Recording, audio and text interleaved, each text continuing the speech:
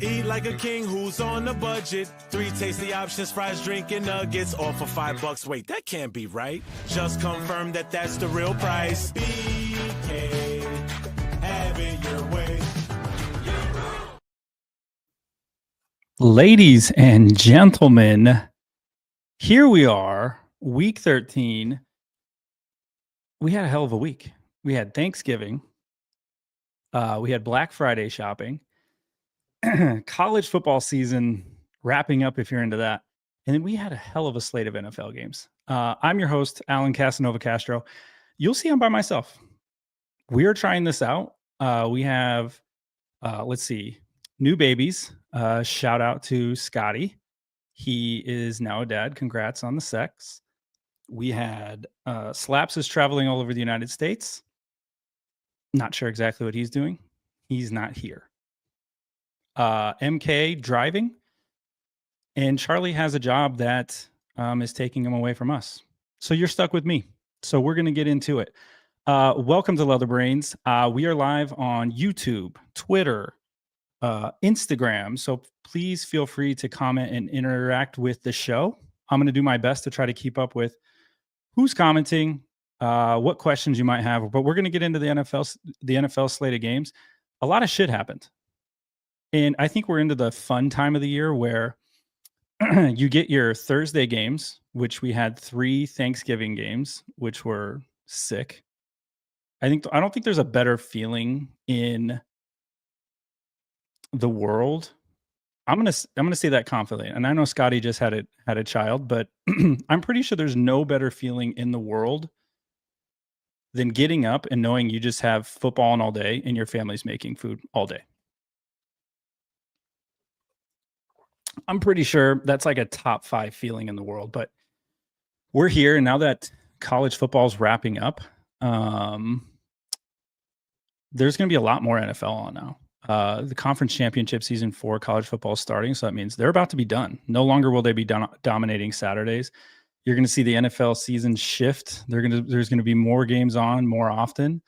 And we're also ramping up towards the end of the season. The playoff picture is slowly coming into shape. We got some surprising teams that aren't in the playoffs right now. And we have some teams that are still fighting for contention or right in the thick of things, which is freaking incredible. But I'm excited to be here with you guys today. We're going to get into it. We're going to start off with some NFL news. We're going to get into some of the games. And so let's just get right into it. You know what? I'm not actually going to waste any time. I'm doing this solo. I don't have any help here. So we're just going to do this freaking off the top of the dome, boys. Here we go. All right, let's get into the first topic. So what we're going to do is we're going to tackle the Thanksgiving games. There's a lot that happened here. If you're a Chiefs fan like myself, this was not a great day for you to watch football. I was actually at my cousin's house having to watch the Chiefs game. Not ideal. There's nothing worse than your team losing and you're having to sit around your family who's not a fan of that team and you're watching them just belittle you and give you shit while you're trying to watch the end of this game. But we had Packers Lions, we had Chiefs Cowboys, and we had Bengals Ravens to round it out. The return of Joe Burrow. I'm pretty pumped for it. I was pumped for it. I know I'm a Chiefs fan. I know that might be sacrilegious to say that I was excited for another man to be playing football, but I was pretty excited. Joe Burrow being back was amazing. So we'll go ahead and get into it. Let's do it. All right. First things first. Packers hitting their stride, and is this panic time for the Lions? So the Packers win in Detroit 31-24. This was actually a really, really, really fun game to watch. Love passed for 4 touchdown passes. The Lions offense is up and down for me. I'm not sure exactly what the deal is. I know a lot of us can surmise this is probably just due to their O-line messing up. Hold on, we got to get some love. Somebody saying, "What's up? What's up, man? Welcome." This looks like a bot, but I'm just gonna say, "What's up?"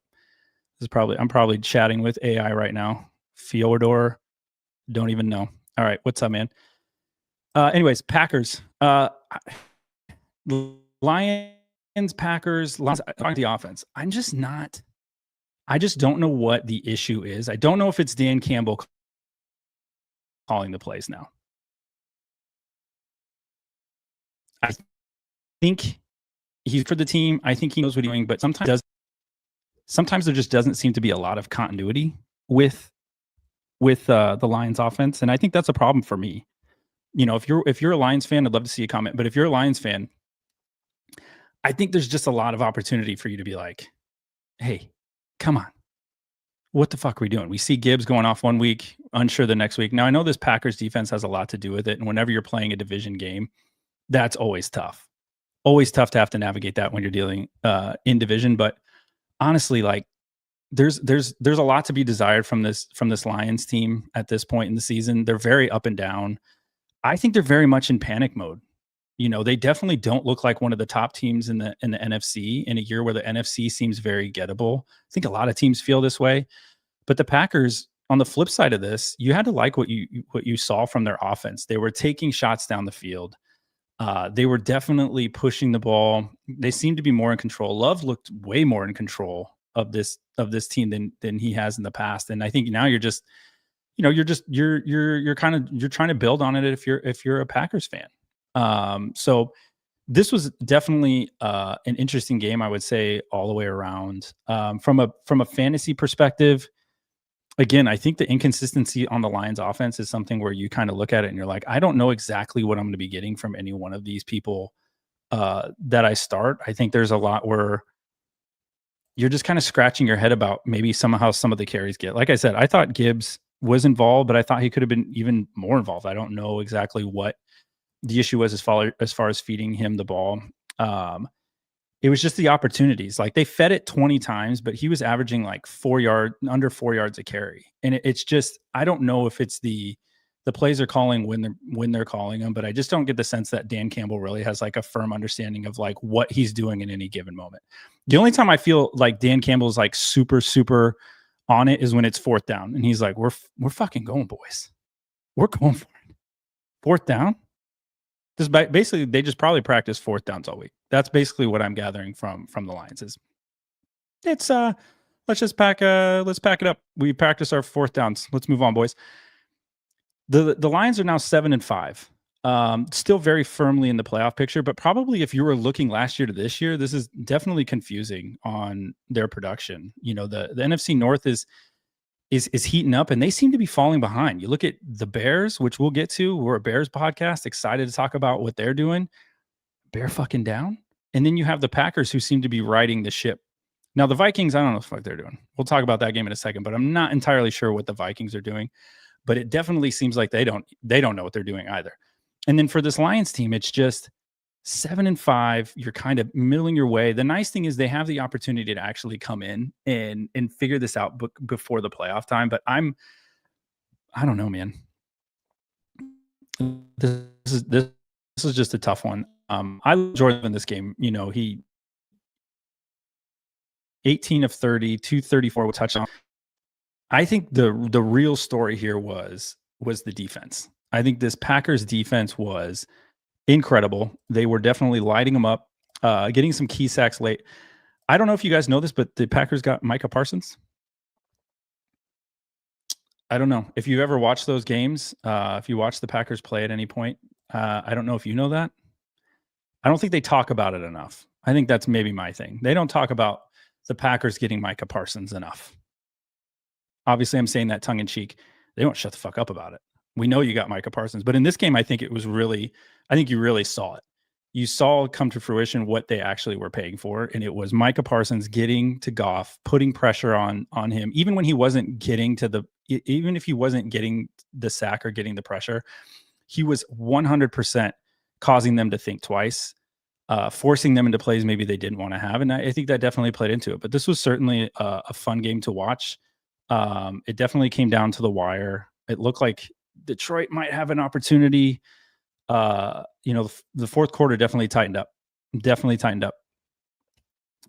So it was a pretty good way to start off your Thanksgiving, I think. I think this is exactly what Thanksgiving game should be like when you see that Detroit field at home. And now I just think, the Detroit fans really want there to be something more. I think they want to pay this off at some point, right? And so I think that's where we're at with this Packers Detroit game. Now, the Packers coming up have the Bears a couple times, which we'll talk about that when we talk about our Chicago Bears bear down. But the Packers have the opportunity here the next couple of weeks to kind of cement themselves at the top of this division, and I think this game definitely goes a long way of doing that for them. You know, especially whenever you win a division game on the road, that's what you want to see.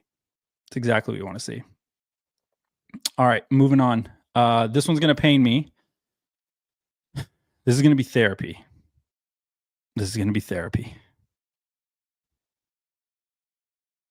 There's a real chance the Chiefs miss the playoffs. Chiefs fall to the Cowboys 31-28, which just was like, all things aside, this was actually a really entertaining game. I thought both offenses finally were looking good and moving the ball. Dak looked amazing. The offense looked like they knew that Cowboys offense looked like they knew what they were doing against that Spags defense in the Chiefs. But this is yet another game where the Chiefs, in a one-score game, couldn't get it done. They couldn't get it done. And this is a total flip from last year with the Chiefs. Last year, the Chiefs were living on borrowed time, right? They were winning all these one-score games. Mahomes was clutch, kicking field goals late, blocking field goals, basically had witchcraft happening all last year. And then this year's the complete opposite. The Chiefs had won one-score game this year, and that was last week against the Colts. And if you watch this game, I think it would be quite shocking to many to see that not only did Mahomes throw for 4 touchdowns, but then they lost. You know, the Chiefs lost when he threw for 4 touchdowns. And so I think from the Chiefs' perspective, they're definitely on life support. The stadium or this season is kind of in on the brink for them. They have to win out and have to have things go their way to make the playoffs. Which, if you're not a Chiefs fan, you're pretty excited about that. And honestly, if I remove myself from the Chiefs fandom for a second and just focus on the football that's being played, it's going to be interesting to see an AFC playoff picture without anybody having to go to Kansas City or Kansas City going to any of these places. I think a lot of these teams, there's going to be a lot of new blood in the AFC. But this game in particular, I think was really about Dak Prescott in this Cowboys defense. I think they got the stops when they had to get them. In a short week, the Cowboys have not only taken down the Eagles, but then they took down the Chiefs. Now, after this weekend of games and after the record, or after the two teams' records, and you see how they aren't performing, I don't know. Like, are the Eagles and Chiefs as good as we think they are? I don't know. I think in my opinion, excuse me, in my opinion, I mean, the Chiefs, I think, are missing a lot on the offensive line. The Eagles, I don't know what, is it their offense? Is it their offensive coordinator? There's so many things that have kind of gone wrong for the Eagles at this point, but for the Cowboys, you can't take that away from them. Back-to-back wins against 2 games on beginning of their season. I would almost guarantee that most of their team would have circled saying, we're probably going to lose these 2 games. Eagles, Chiefs. That's going to be a tough back-to-back. And if you're a Cowboys fan, you come out of that as saying, wow, we've taken down both of these teams.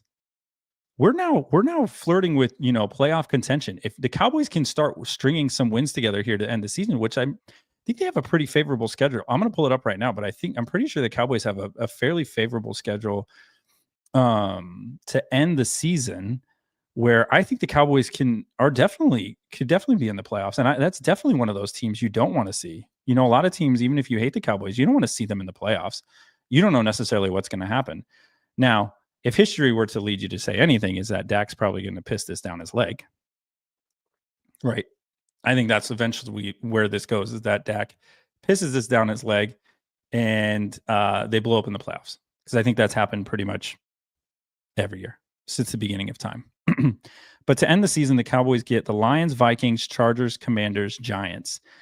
Lions game will be very, very, very interesting. It looks like that is a Thursday night game. So that's our Thursday night game this week. And then they get the Vikings, which I'm not even sure who's at quarterback right now for the Vikings, but it's probably not going to end well. The Chargers, very winnable game. Commanders, obviously, if they still are going to be down Jaden Daniels, that's going to be a winnable game for them. And then ending with the Giants, which should be. So they have the opportunity. Dallas has the opportunity now in front of them to kind of control their own destiny. If the Cowboys can keep winning, keep stringing these wins together, stopping the ball over. Dak's kind of been a turnover machine. Sorry, my video keeps going out. So if you guys are watching live, apologies for that. Video keeps cutting in and out. But if Dak can string together games where he's not turning the ball over, he started this Chiefs game with a turnover, which I think if you're a Cowboys fan, you're like, oh shit, here we go. But the Cowboys have the opportunity here to really put themselves back squarely in the playoff picture. And I think that's really exciting for Cowboys fans. You know, if you look at where they were at the beginning of the season, you know, losing to the Eagles, you lost to the Bears, then you lost to the Panthers and Broncos and Cardinals, and now you're definitely on the outside looking in, but kind of righted the ship here over the last few weeks. So if they can string it together, I really like it. Again, I think that if you're a Chiefs fan, like panic mode all the way. I think there's a scenario now that lives out there that is very real, that the Chiefs do not make the playoffs, which is sad for me. It's sad for me. Spin zone on that though is like I won't have to like stress during the playoffs, and I won't have to spend any more money on any new championship gear for the Chiefs. Spin zone, maybe. All right, let's move to the next game. This capped off our Thanksgiving feast. Kind of a snoozer, but I was really excited to see Joe Burrow back.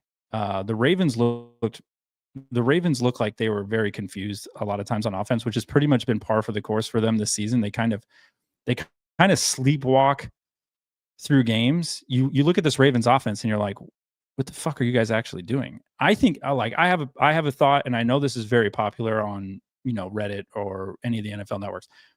Lamar's hurt. I don't know what he has. I don't know what's wrong with him. They keep saying hamstring, but he just does not look right. He doesn't look explosive. He doesn't look very mobile. Even when he tries to roll out of the pocket, Lamar Jackson looks like he's panicking a little bit because he doesn't have his legs under them. And I think if you're a Ravens fan, this is something you want to address. Like, is this something I need to be concerned with as a Ravens fan moving forward? Is the health of Lamar Jackson? He just does not look the same, and the offense doesn't look the same. Derrick Henry got his, but they just get so one-dimensional. You know, if Lamar Jackson's not able to escape and scramble with his legs, it makes this Ravens team very gettable. And that's what you're seeing this year.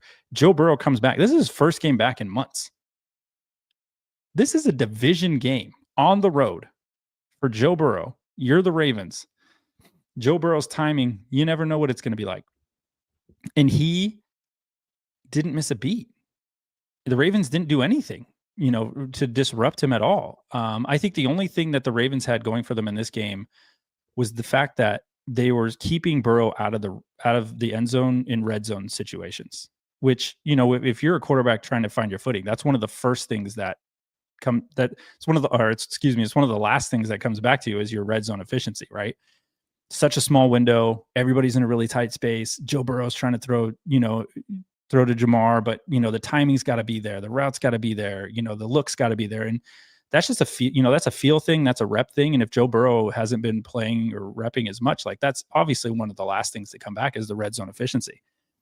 And so to get Joe Burrow back in this game and then have him play it at an efficient level. And again, the Bengals beat the Ravens 32-14.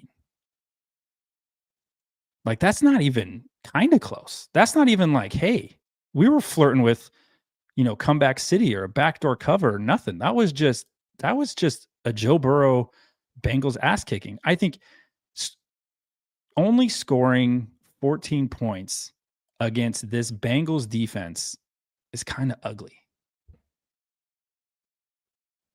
It's ugly. I mean, with all due respect to the Bengals, if you're a Bengals fan, I get it, but your defense is not it. Your team is Joe Burrow. Your team is that offense. Your team is Jamar Chase. The other thing for the Bengals in this game is they did not have T. Higgins. T. Higgins was out with a concussion and was unable to go. So it was really like, it was Jamar Chase. It was Jamar Chase. Jamar Chase had 14 targets. He had 14 of Joe Burrow's 24 targets. I mean, Shout out Joe Burrow. Joe Burrow threw for 261, 2 touchdowns, had no picks. Lamar Jackson's stat line, on the other hand, 17 to 32. He threw for 246. I will say this in this game: the Ravens had an opportunity to score more. You had some inexplicable drops. You had some fumbles out of the back of the end zone from Isaiah Likely. Isaiah Likely had 95 yards receiving. He should have had a touchdown on that. But yeah, that fumble, that really hosed them. And so I think that kind of took the wind out of the sails for the Ravens. They were just making a ton of mistakes, just mistakes you wouldn't expect a Harbaugh-led Ravens team to necessarily make. And that's what they did. So what gets really interesting now is this division. With this win, the Bengals are now 4-8. The Ravens dropped to 6-6. And now this is where this gets super, super interesting. Let's look at the AFC North standings now. Have two teams at 6-6, Baltimore and Pittsburgh, thanks to the Bills beating the Steelers as well on Sunday, which we will get to. Now the Bengals are at 4-8. They're only a couple games out of winning this division. And if I'm putting my money anywhere, I'm unfortunately going to have to put my money on Joe Burrow and the Bengals potentially winning this AFC North. They're the only team that has things that are scary right now, in my opinion. You look at Lamar Jackson and the Ravens, they look beat up. They look unorganized. They don't look like they're putting very many things together. You look at the Steelers, you're honestly like, you'd look at that and be like, how the hell did this team win 6 games already? Aaron Rodgers looks really old. The team looks like they can muster up like 10 points maybe if they tried super hard.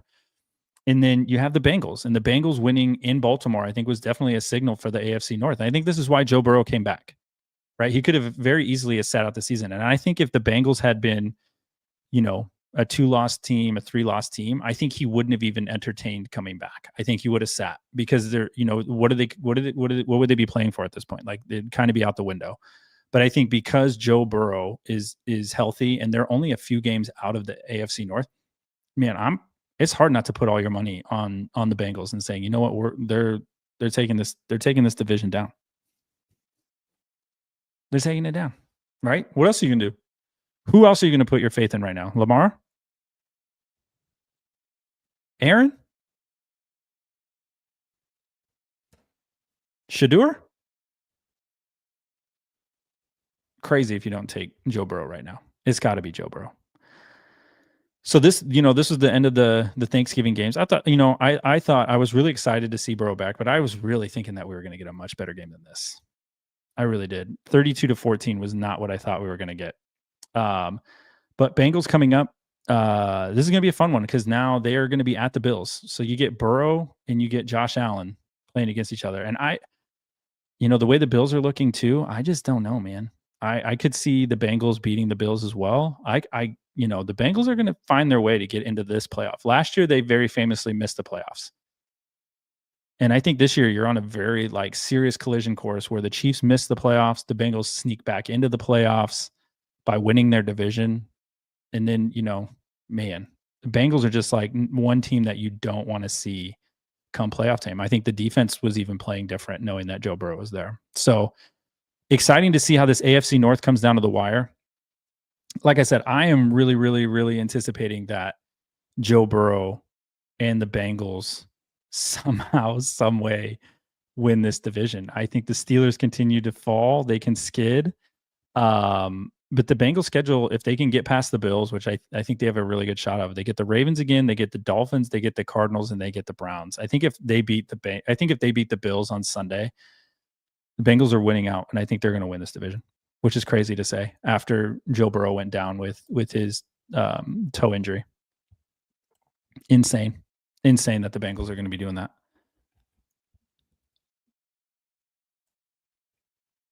All right, let's get on to our next game, huh? We're done with the Thanksgiving games. I think this is the one we all wanted to talk about. This one right here is the next one I want to talk about. The Chicago Bears are first in the NFC.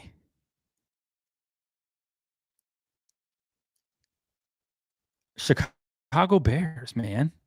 They're the Kings. They're the Kings right now. The Chicago Bears on the Friday. This is your Friday night game, which again, I'm telling you, this is the best time of the year because you're getting into all these weird games where you're sitting down on a Friday. You're like, I don't even know what's on. You're like, oh shit, I get an NFL game if I happen to have Amazon and I know how to get to my Amazon app and I can click on the game. I get to watch this. The Bears beat the Eagles 24-15.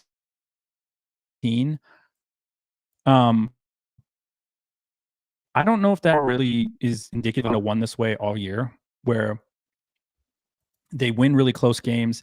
They look like they're outmatched. They look like they don't know how to win games. And then they have come back all year and won them because they're a super talented team. They're the defending Super Bowl champs. But this game just definitely felt like the Eagles were just still off. And I don't know how that's possible for them, but they were just still off. I want to get into some of the stats. So I'm pulling up some of the stats right now. But 24-15, the Bears are 9-3. 9-3. I think the story of this game for the Bears, we're a Bears podcast. We love the Bears. Fuck yeah, Bears. Was Monangai rushing for 130 yards and a touchdown. I think the rushing of this Bears team and the Eagles, this is the only stat you got to look at, right? If you want to look at this Bears-Eagles game, just look at these rushing stats. And mind you, the Eagles have the tush push. They have a great offensive line. The offensive line is banged up. They have a quarterback that can squat approximately 5.3 million pounds. Saquon can squat that 5.3 million pounds while Hurts is squatting that 5.3 million pounds. And they all have tree trunks for legs. And this was the rushing box score for this game, for this Eagles-Bears game. This is what the rushing totals look like, okay? You're with me. The Bears rushed for 281 yards, averaging 6 yards a carry. And the Eagles, 87 yards. Now, they rushed for 5.1, but they only rushed it 17 times. I don't know if they get discouraged. I don't know if the game plan kind of goes out the window when they get in the throes of a game, or they get one like, second and long and then feel like they got to start throwing it already. But like they were averaging over 5 yards a carry and still only rushed for 87 yards. 17 rushes is not a commitment to the run game for the Eagles. And to me, this is where from the difference from last year to this year, if you really want me to underscore it, because Hurts did his thing. Like he threw for 230, he threw for a couple touchdowns, he did have a pick, but like if you're the Eagles of last year and you're looking at like, hey, how do we get back to the Super Bowl? How do we get back? If you look at what got you there in the first place, it was running Saquon Barkley. And in this game, against the Bears, you ran it 17 times and did not feed Saquon Barkley very much. And then you go look at the game and you're like, oh, well, shit, yeah, they lost. Like this Eagles team is predicated on running the ball, and the Bears just out-Eagles the Eagles. Caleb Williams didn't look super sharp for a Bears podcast. I get that. He didn't look super sharp, but he did enough to win the game. Even late in the game, the little call they did where he had to roll out and convert for the first down to kind of salt the game away. Like those are winning plays. Like that is winning culture that Ben Johnson is definitely putting into this Bears organization. You're starting to see it. You're starting to see some of these things come to fruition that I think many of the Bears fans really, really, really hoped was going to happen. I still think they got to figure out Caleb Williams, how to get him more efficient. I still think at times he's very, very, very like he's unorganized. He's not very consistent. And that shows in the game, right? That plays out in the game. Like I think there's a lot of opportunity for the Bears to pull away by even more. The Bears or the Eagles did get a late touchdown, but by all means, like this was pretty well in hand. There was a point in the game where the Eagles came in and the Eagles went down, scored a touchdown, missed the extra point, but then the Bears just went back down. And like this is what you wanted to see if you're a Bears fan. I know MK and I talked about this on the show the week prior, was that I don't think anybody was necessarily expecting the Bears to win this game in Philadelphia, right? Like I think very honestly, I don't think anybody was like, yeah, this is the one for the Bears. But then you look at how this game played out and you look at what the Bears did to the Eagles, and you are if you're a Bears fan, you just have to be fucking stoked. You win into Philadelphia, you beat the Eagles, you're on top of the NFC. I think most Bears fans were like, if we just get into the playoffs this year, great, positive momentum. But now they have the chance to actually go be the number 1 seed in the playoffs. Not only do the Bears have the opportunity to be in the playoffs this year, they actually have the opportunity to host a playoff game. And so for Bears fans, shout out. I think for Eagles fans, you're scratching your head still. You got the passing kind of figured out. A.J. Brown gets 132 yards receiving and 2 touchdowns. And you're like, man, we must have been cooking. Nope, you must have 15 points. Like something's got to be done here. And I'm a firm believer. Lead Rain's podcast here. I know we are. Monangai out carries Saquon. That's not okay, man. If you're the Eagles, that's not okay. Give the ball to Saquon. The offense should run through Saquon. And I just, for some reason, you're just not seeing that right now. But I think there's still time.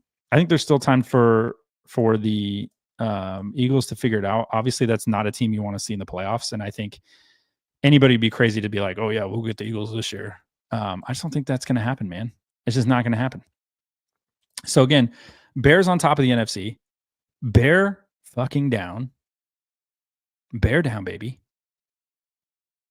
I think if you're a Bears fan, go ahead and shout it. I have a nephew of mine who's a Bears fan, and we were at a family Thanksgiving, and we had Chiefs plates set out to eat the food on. Not because it was a Chiefs thing. It was just there was just leftover Chiefs plates. Man, was he talking a lot of shit. And as a Bears fan, respect. Respect. Bears fans, if there's any year you want to talk shit, this is a good year to do it. You might as well. You might as well get into it. So thank you all of you to watching on Instagram, Twitter, YouTube. Excited to have you all here.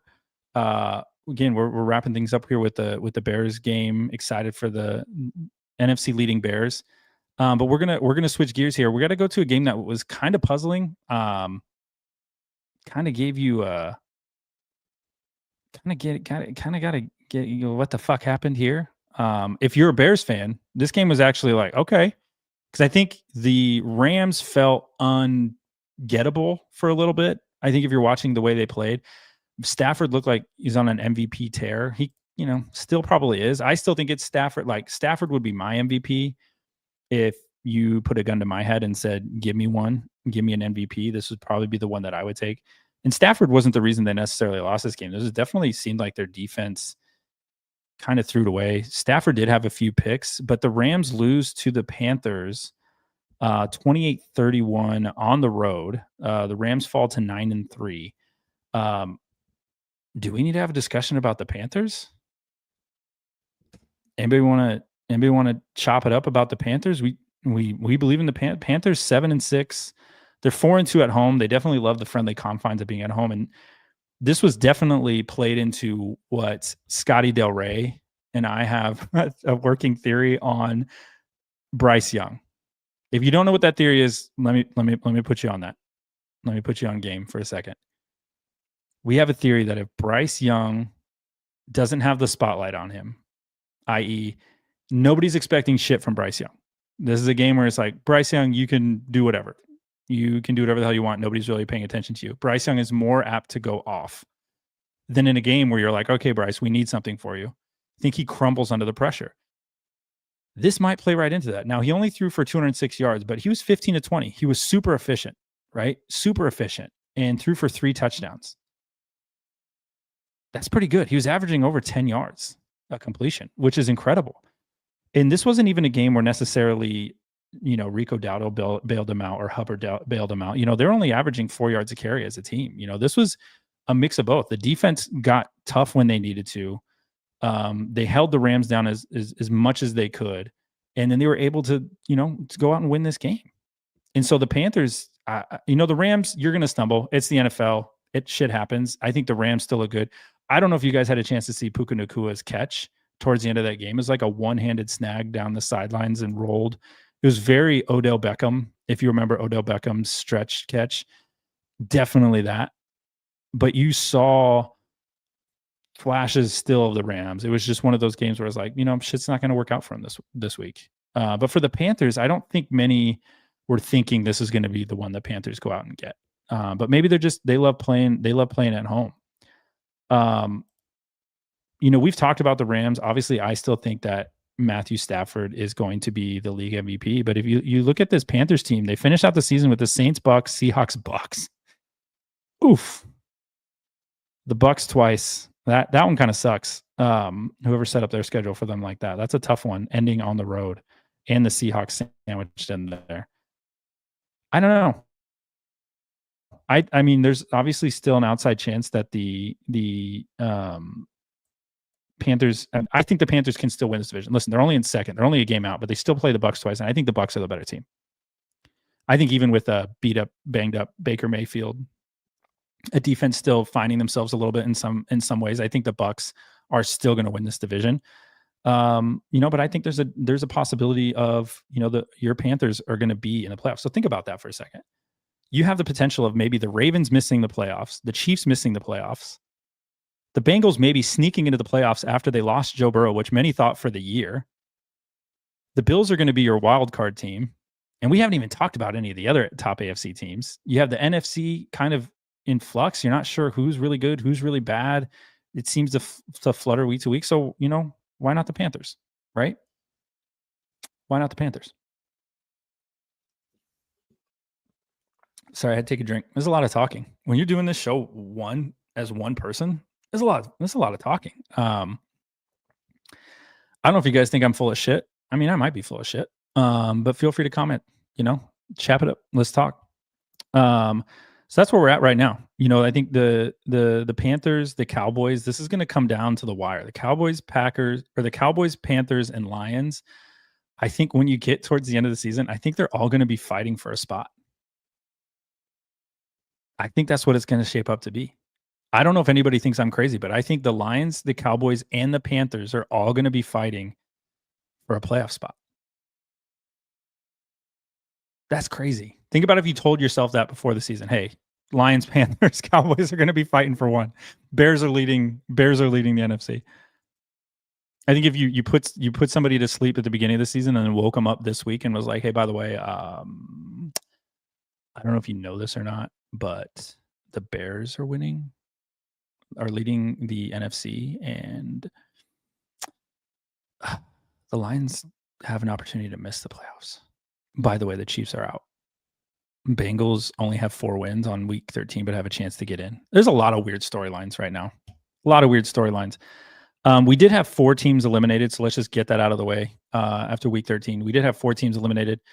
We'll just talk about that real quick since we're talking about the playoff picture. The Raiders and Titans are out in the AFC, and then the Saints and Giants are out in the NFC, which still makes you wonder, how the hell did Giants beat the Eagles that week?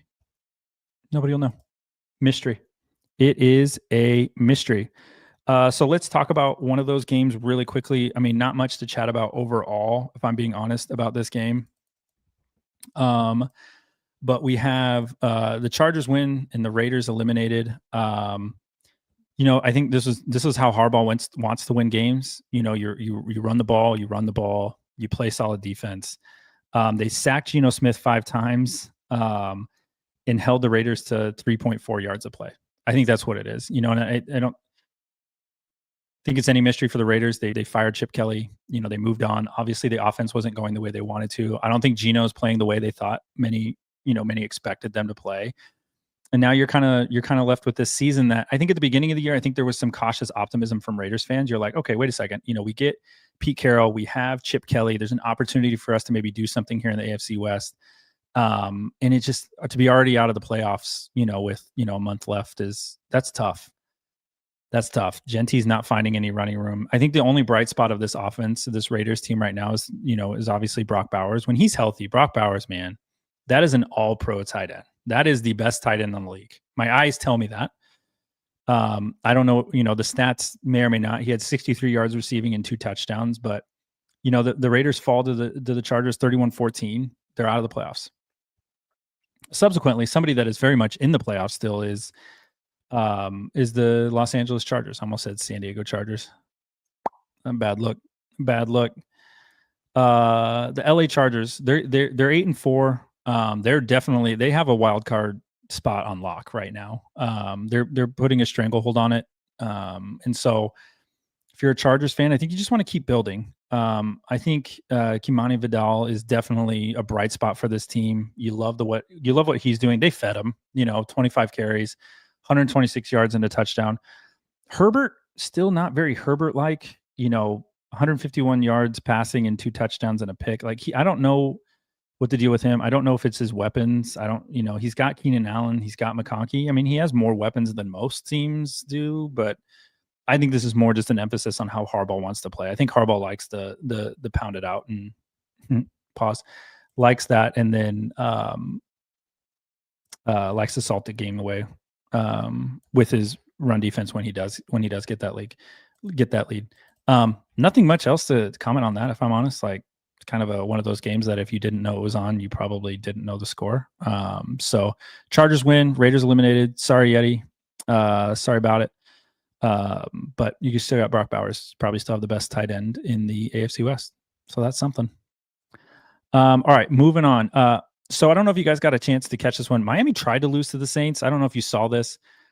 They really tried. A-Chain ran for 134 yards, but towards the end of the game, Miami really tried to lose this game to the Saints, which I think if they would have lost this game, McDaniels definitely would have been freaking toast. I think he was cooked if they lost this one. And I know other people here at the Leather Brain podcast, they think that McDaniels is going to get fired anyways.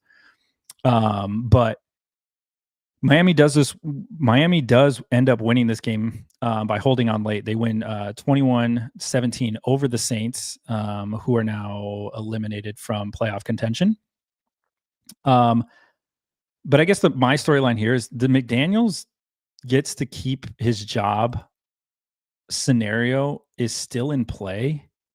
I don't know if you guys followed this earlier in the season, but we were talking about there's a path that Mike McDaniels has where he can win a lot of these games late and still keep his job. And right now he's on pace to do that. I don't think he will. This is more tongue in cheek than anything, but they've beaten the Bills, Commanders, and Saints. They have the Jets, Steelers, Bengals, Bucks, and Patriots to end the season. I said if he wins out, he keeps his job.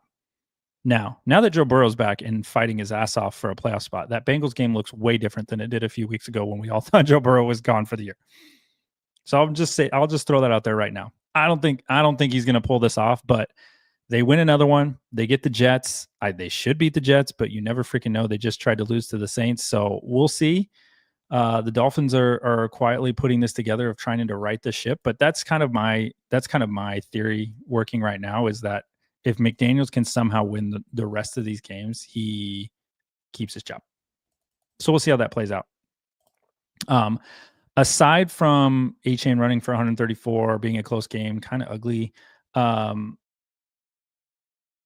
Tyler for the Saints. He passed for 239 yards and 2 touchdowns. I think he did well. I think, obviously that offense has a lot of things not going for it, but I think there was a little bit of a bright spot there. All right. Another hot take. Hey, are the Texans going to win this division? The Texans beat the Colts 20-16. The Colts are sliding a little bit now. After really being on top of the AFC, they've dropped some games now here. And I have a theory. I don't want to say it out loud. I want to be nice, but I think the real story here is how this Texans defense is showing up and really putting the stranglehold on some teams. They win this 20-16. Not a sexy game by any means. Not sexy at all. Stroud didn't really do a ton. He moved the ball, but he didn't throw any touchdowns. Daniel Jones threw a couple touchdowns. Jonathan Taylor held again under 100 yards. I think he's starting to slow down a little bit. I don't know if defenses are starting to key in on certain, formations. I think not a freaking secret. He was what made this offense go. I don't think it's Daniel Jones. Daniel Jones is not making this offense go. He tried, but he's not making this go. But what I want to talk about then right now is what is going to happen with this division. Jacksonville's at 8-4. Indianapolis is at 8-4. Houston's at 7-5, and then Tennessee's at 1-11. A little bit of an outlier there, winning a single game. I'm rooting for the Texans to come back and win this division, man. I still don't believe in Jacksonville will get to that game. Indianapolis, not sold on. I think they're starting to come back to earth from the start that they had. I think there's a scenario too where the Texans come back. I think that the storyline of this season could come down to the last few weeks if you have two teams that are sitting in third place in their division that end up winning their division. The Bengals, I think, can come back and win their division. And I think the Texans can win their division from being in third right now after week 13. That's crazy to say out loud. That is absolutely crazy to say out loud. But I think it's in the realm of possibilities. If you're a Texans fan, if you're a Bengals fan, season is far from over and you have 7 and 4 wins.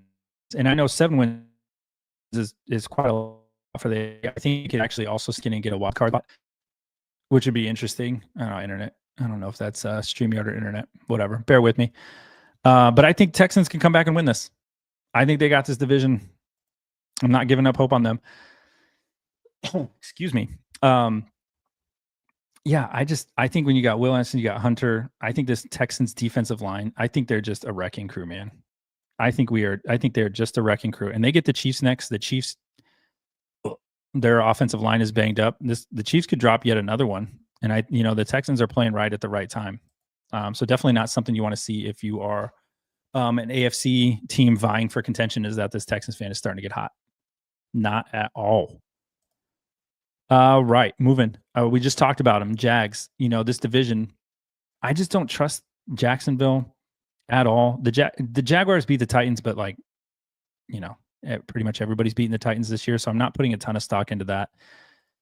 The Jags won this game in large part just because they played the Titans, not because I feel like their offense was doing anything necessarily spectacular. I don't think that was the case at all.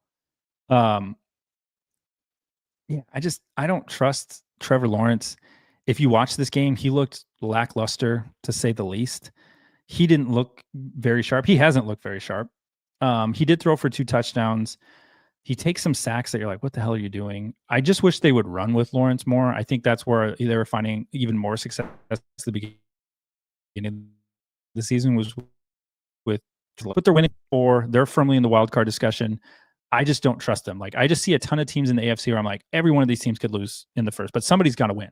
Somebody else has to win these. So at some point we got to start believing in some of these games. But to me, it's just not the Jaguars. The Jaguars are not one of these teams going into the AFC playoffs that I'm like, yep, sign me up, baby. It's the T-Law train. Choo-choo. Not happening. The running back still they just had barely over 2 yards a carry is what they were averaging. The Jaguars offense is just, man, in a 25-3 game playing the Titans, I would have expected a lot more from this Jaguars offense. It just wasn't there. Just wasn't there at all. Cam Ward played okay. He completed a lot of passes. He just still doesn't have any hope. I think that's where this Titans team is. But still, I'm going to go back to what I just said a little bit ago. I firmly believe I'm rooting for and crossing my fingers that the Texans come back and actually win this division. I think they have the defense to do it. I think they can come back and do it. And I think the Jaguars and Colts will fade a little bit here towards the end and allow the Texans to win the division. That's kind of what I'm rooting for. Honestly, I think that's where we go. All right, let's shift gears back to the NFC. In a game that was also super weird, Seahawks have 1 touchdown drive, and that was in the 4th quarter, but they win 26-0 over the Vikings in large part because the Vikings are a freaking dumpster fire. I'm not entirely sure how Justin Jefferson hasn't just left. If I was Justin Jefferson, I would leave a very cryptic AOL away message and say, I'm out. For all your millennials that had AIM, I would just leave a very cryptic message and be like, I'm away. Not here. The Vikings get shut out for the first time since 2007, starting Max Brosmer, shout out Pride of Davenport, Iowa, threw 4 picks. Vikings get shut out for the first time since 2007, lose to the Seahawks 26-0. Now, the Seahawks, on the other hand, had one offensive touchdown drive and won 26-0. And that touchdown drive came in the 4th quarter. So it's not like the Seahawks offense was doing anything crazy either. This is just kind of the game we had. And I think this was an interesting game to say the least. If you had a chance to watch this, that what the fuck were the Seahawks doing in this game also? Like, they had a defensive touchdown, they kicked a fuck ton of field goals, and they called it a day. I mean, for the Vikings, I mean, you start Max Brosmer. I don't think anybody knew who he was until he started this game. If you follow the NFL, you knew who he was, but this is kind of what you expected.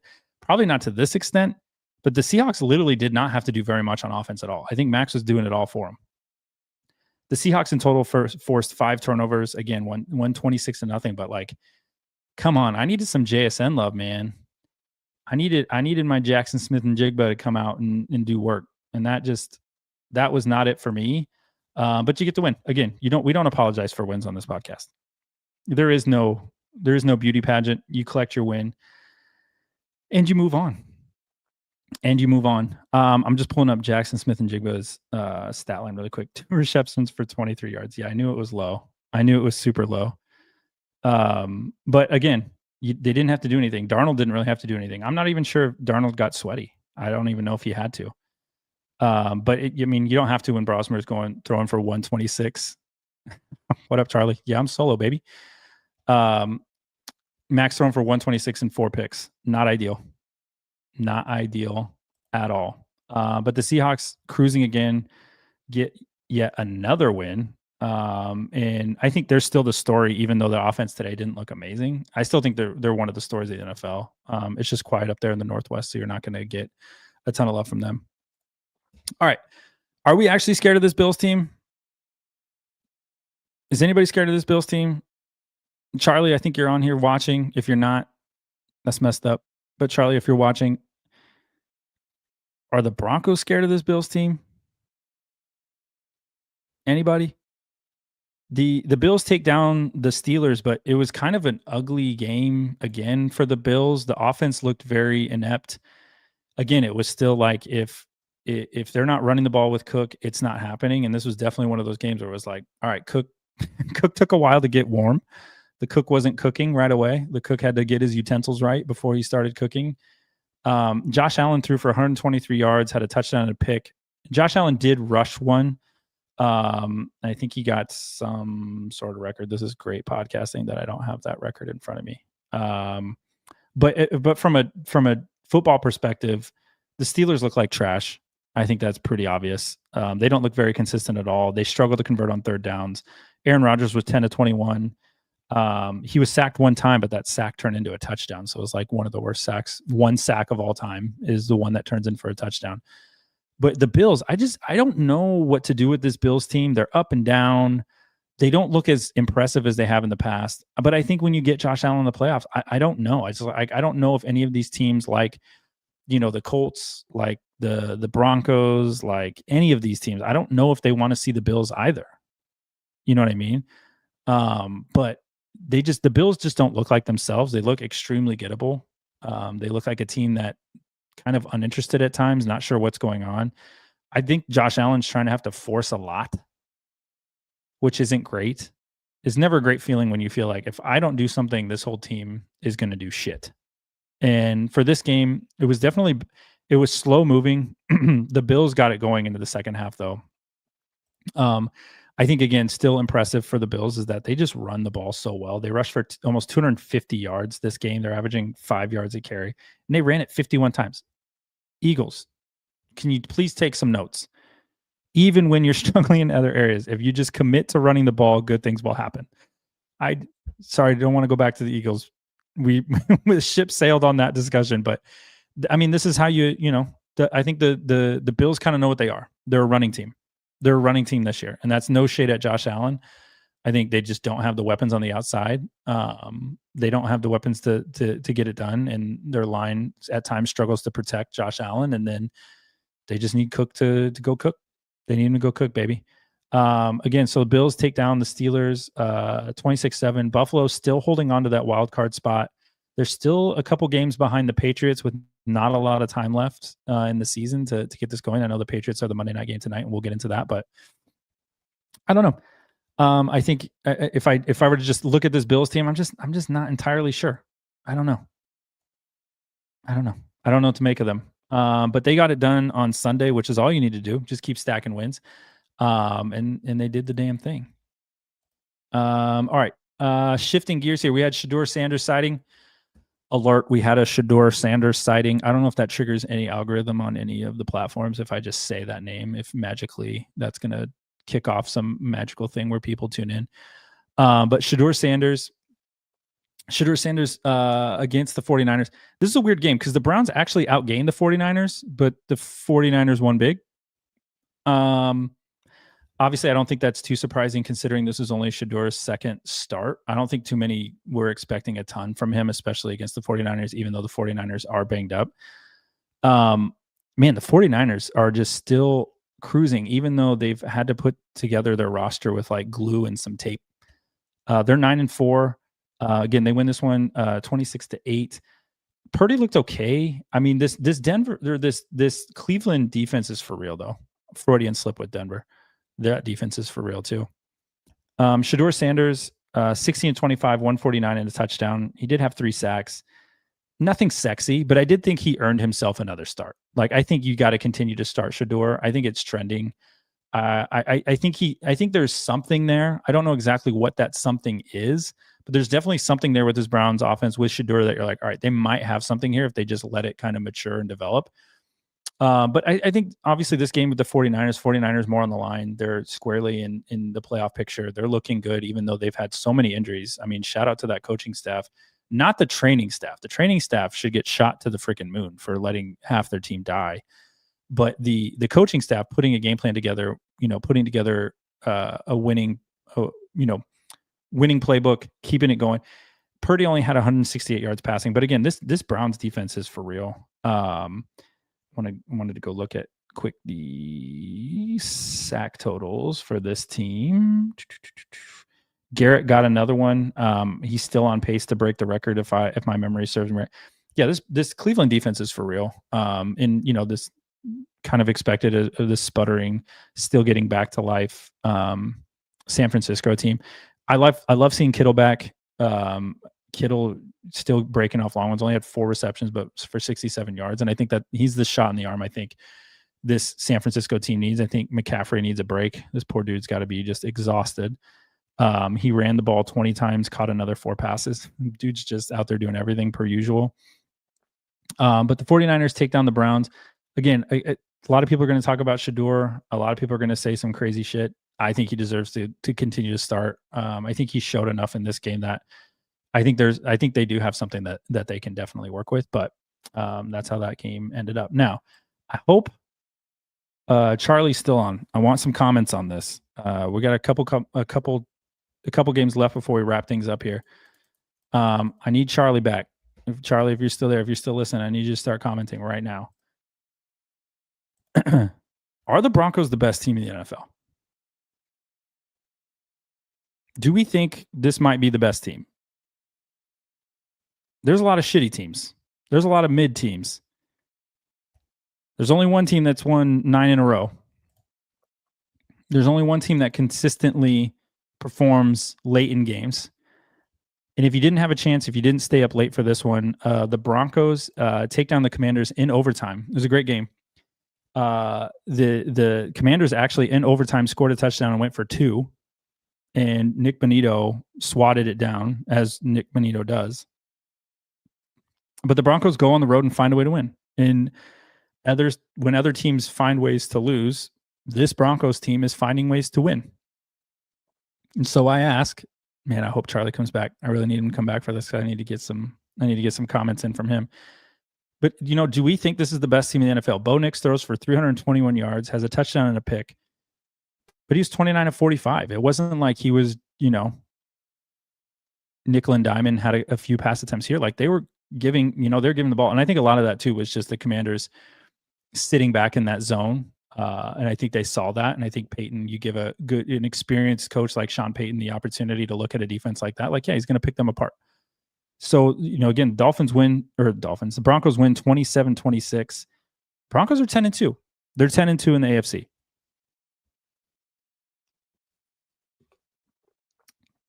I didn't have that on my bingo card. But shout out to the Broncos. That defense is for real. The offense seems to be clicking. Running game was a little iffy, but they got it done in the red zone. I think that's the only time you really want to get it done. Red zone. Let's go ahead and score. Let's score this bitch. Marcus Mariota, which I don't know if you guys watch this game. Why does everybody struggle saying his name? Or is it just Collinsworth? Why does he put so much emphasis on the T? Mariota. Maybe that's just me. Maybe that rubs me the wrong way when I listen to him say Mariota, but that's what I'm hearing when I'm listening to this game. But Mariota did pretty good. I think Mariota played well. I think they definitely obviously played well enough to win. This game went to overtime, and he was like one pass in the flat away from beating the Broncos. But, the Broncos just keep finding ways to win, man. Everybody can take a steamy shit on them if they want. I know I'm a Chiefs fan, and I would love to take a steamy shit on them. But you can't knock when teams are winning. You know what I mean? Like this is the NFL. Shit's close. It gets tight. You're not sure, one break here or there tips the other way, but they're finding ways to win. And I think that's what winning teams do. They find ways to win late. So the Broncos definitely have a firm grip on the AFC West. I think they're in lock it up territory here. I think that they win. They get the Raiders, Packers, Jaguars. I think that the Broncos have a chance here to wrap up the AFC West seed, which is crazy. Just a tear. They're just on a tear right now. On an absolute tear. And I appreciate Scotty. Continue to take a shit on the Broncos. You know what? That's what good rivalries do. You continue to take shits on the other team regardless of what's happening. But if I take my fandom hat off and just look at the objective NFL hat through my NFL lens, it's hard to knock what they're doing. During this run, they've beaten the Eagles, they've beaten the Cowboys, they've beaten the Texans who are surging. They obviously beaten the Chiefs. They have had a lighter schedule if you go back and look. Jets, Giants, Bengals when Burrow's out. But hey, they're winning games. I do think that Cowboys beatdown looks even more impressive as you go on in the season. That 44-24 win over the Cowboys earlier in the season. But the Broncos take down the Commanders in overtime, which was a great game. I mean, honestly, just a sick game. If you had a chance to watch. But I mean, that's it. That's it for the Denver side of things. I think from the Washington side of things, still a team that looks really competitive. They look really good. It sucks that they can't get Jaden Daniels healthy or can't keep him healthy. I really hope he's not going the route of RG3. That would just be really sad if he continues to be this injury case that can't stay on the field. But they looked really good tonight. I thought what they were doing on the ground was pretty good, moving Mariota around, running with Mariota. Ertz looked really good. They had a lot of pieces that looked really, really good. They just weren't able to get it done. Again, the Broncos are just finding different ways to win games right now, and that's kind of what you want to see if you're a Broncos fan, is that ability to win those games late. But if you're a Commanders fan, 3-9, obviously the season's kind of out the window. You're just trying to hope for one of these weird upsets that you can celebrate later in the season. But that's kind of how it goes. All right, let's talk about tonight's game, and then I will give you my Pabaz bitch of the week. All right, tonight we have the Giants at the Patriots. Is anybody going to watch this one? Bueller. We get Jackson Dart though, so I'm going to tune in. I love Jackson Dart. I thought he was fun to watch the beginning of the year. Hopefully his brain is unscrambled. I don't know, maybe scrambled potentially further. But I think this is going to definitely be if a Patriots, coming out party. I think you're going to see a lot of stats and highlights of seeing this team come back. Going back to Scotty, Broncos are very similar to KC last year. Yeah, I agree. I think the only difference for me though is that their defense seems way, way better than KC's did last year. I think they have ability to pressure the quarterback like no teams can, and I think that makes them pretty deadly as we round out, as we get towards the end of the season. But Monday night preview, we got the Giants at the Patriots. I obviously like the Patriots in this one. The Giants, obviously, I said, are out of playoff contention, which I don't know. You can kind of go either way on that. They either have nothing to lose or they don't care anymore. Kind of depends on which way they kind of teeter. But I like what Drake May. I like what this Patriots team is doing. They're 7-point favorites at home. Drake May looks good. Travion Henderson looks great. There's a lot of great things to love about this Patriots team. I think it's just surprising. They're 10-2. They have a chance to be 11-2.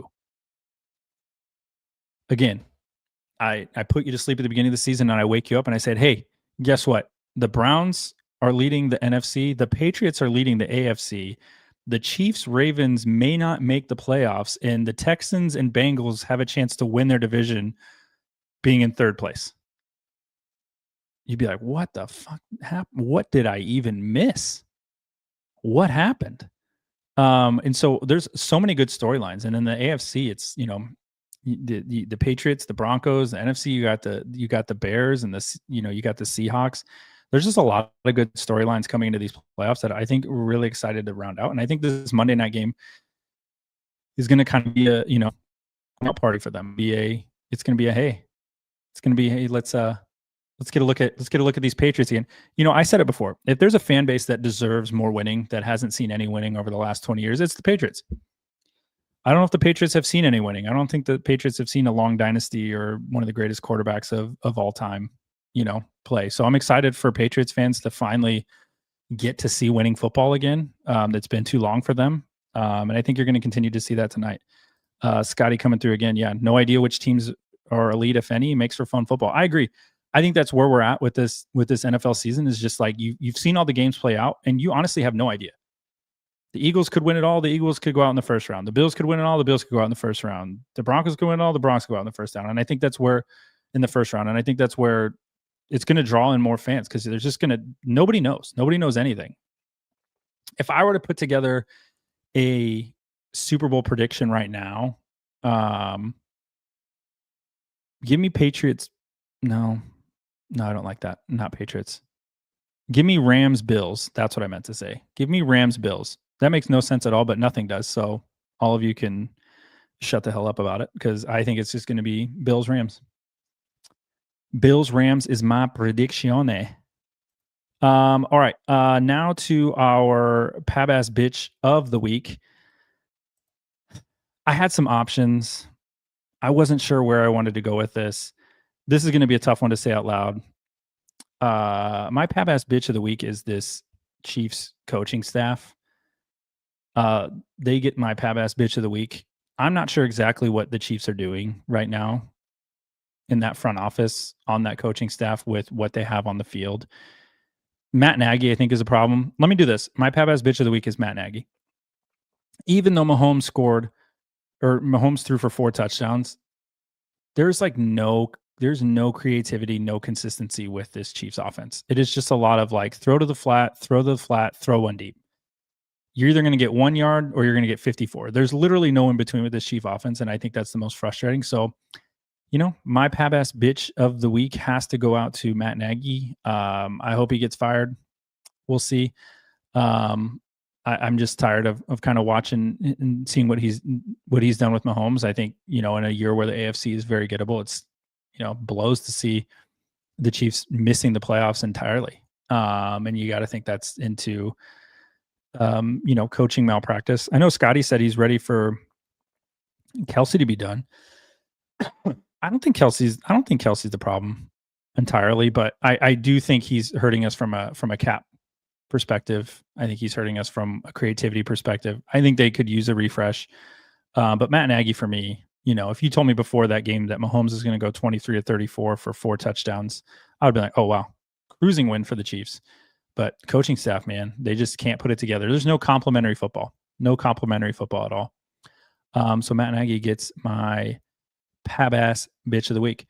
Well, appreciate you all tuning in. Again, solo. We don't do too many solo shows. This is a lot of talking. I was not prepared to talk this much, especially after talking all through Thanksgiving and talking to all my family. So I'm definitely kind of over the talking now.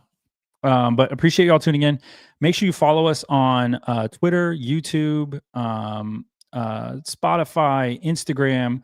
We have a team putting out a lot of great content. You can catch MK, Charlie, in the gang Sunday morning to give all your sits and starts. They got a lot of great content coming your way as well. We're always here to talk football. We love ball. You have any hot takes?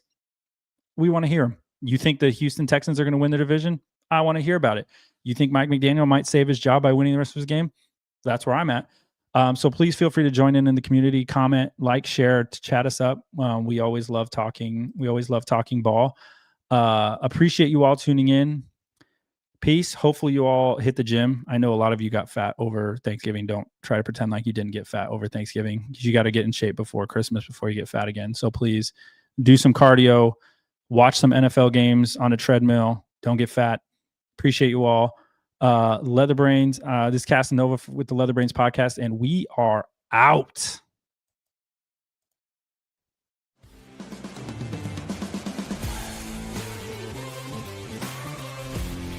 If you enjoyed this episode, make sure you tune into our new releases every week on your favorite podcast app.